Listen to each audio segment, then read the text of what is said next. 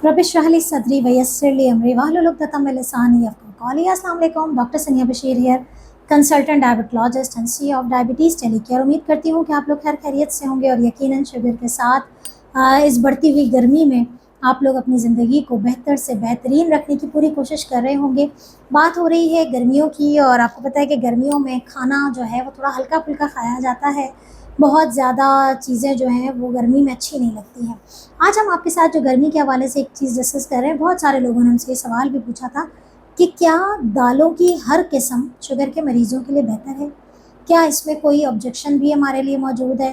क्या हमें कोई प्रिकॉशन की भी ज़रूरत है? तो आज हम डिस्कस करेंगे बहुत सारी बातें दालों के हवाले से कि दाल किस तरीके से हमारे लिए फ़ायदेमंद है, दाल किस तरीके से हमें कहाँ और कैसे एहतियात की ज़रूरत है, दालों में ऐसा क्या है, दाल कैसे खानी है और दाल कैसे पकानी है।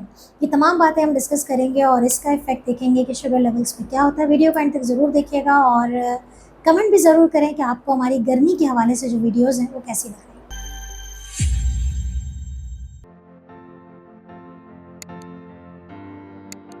हैं। दालों की बात हो रही है और दाल में हम बात कर रहे हैं मूंग की दाल, मसूर की दाल, तूर की दाल, उड़द की दाल, माश की दाल, चना दाल, हम तमाम दालों के बारे में बात कर रहे हैं।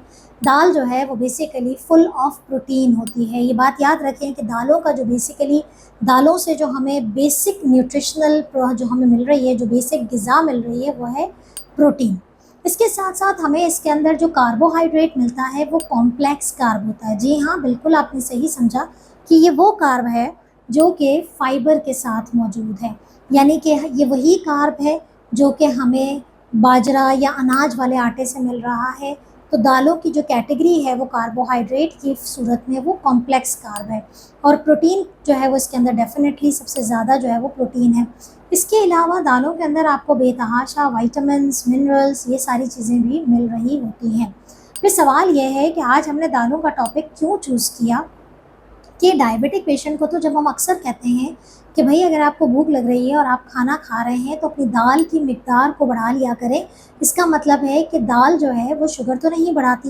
देखिए, एक बात तो तय है कि दाल शुगर नहीं बढ़ाती है, ठीक है, ओके फाइन, कि दाल जो है वो शुगर नहीं बढ़ाती है, लेकिन दाल के अंदर भी कार्बोहाइड्रेट मौजूद है।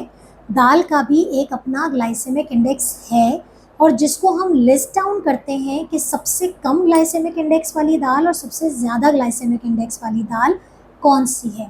एक बात बताती चलूँ कि जिसका ग्लाइसेमिक इंडेक्स ज़्यादा है, इसका ये मतलब नहीं है कि वो आपकी शुगर को बहुत तेज़ी से बढ़ा देगी, क्योंकि ये कॉम्प्लेक्स कार्ब है, क्योंकि ये फाइबर रिच है, क्योंकि इसके अंदर प्रोटीन की क्वांटिटी ज़्यादा है, इसलिए ये आपके कार्बोहाइड्रेट, आपके शुगर लेवल्स को इतना ज़्यादा नुकसान नहीं पहुंचाती। लेकिन जो चीज़ नुकसान पहुंचाती है और जो बात मैं आज आपसे करने जा रही हूँ इस वीडियो में, वो है उसके पकाने का तरीका। तो सबसे पहले तो देखते हैं कि लो से हाई ग्लाइसेमिक इंडेक्स वाली जो लिस्ट है वो दाल कौन कौन सी है। सबसे पहले on the top of the list जिसका ग्लाइसेमिक इंडेक्स बहुत कम है, जिसके अंदर फाइबर की मिकदार बहुत ज़्यादा है, वो है छिलके वाली मूंग की दाल, जिसे हम ग्रीन लेंटिल भी कहते हैं। हरे रंग की वो दाल होती है, मूंग की दाल है, छिलके समेत पकाएं इसे। ये फाइबर एनरिच है, इसके अंदर ग्लाइसेमिक इंडेक्स ना होने के बराबर है, मतलब तकरीबन 25 होता है। फाइबर बहुत है इसके अंदर, ये आपकी शुगर को इफ़ेक्ट नहीं करती है। नंबर 2 पे आपके पास आ जाती है माश की दाल, यानी कि अगर 25 ग्लाइसेमिक इंडेक्स मूंग की दाल का है तो छिलके वाली मूंग की दाल का है, तो माश की दाल का है 25 से 30, वेरी करता है 25 से 30। माश की दाल ऑन नंबर 2 है। नंबर 3 पे हमारे पास आ जाती है चना दाल।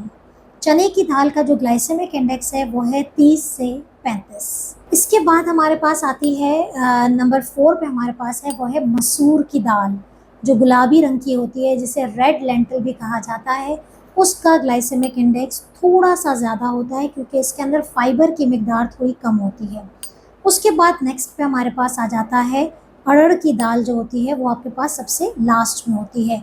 लेकिन अगेन रिपीटिंग कि इनमें से कोई भी दाल मना नहीं है, लेकिन चॉइस है कि पहली, दूसरी, तीसरी आपकी प्रेफरेंस क्या होनी चाहिए।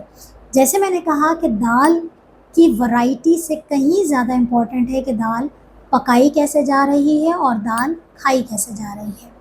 पकाने में सबसे बड़ी गलती जो दाल में की जाती है वो दाल के ऊपर तड़का लगाना, बिगाड़ वाली दाल बनाना, यानी कि दाल तो आपने चूज़ की कि भाई आप बड़ी हेल्दी डाइट ले रहे हैं, लेकिन इसके ऊपर आप भर के घी का तड़का लगाते हैं और ये घी जो है वो आपके जिस्म में फ़ैट लेवल को बढ़ा रहा है, आपके जिस्म में चिकनाई को बढ़ा रहा है और ये वो चिकनाई है जो कि इनडायरेक्टली आपकी बॉडी में जाके इंसुलिन के काम करने की सलाहियत को डिस्टर्ब कर देगी और आज नहीं तो कल वक्त के साथ साथ आपके शुगर लेवल्स में इजाफा हो जाएगा।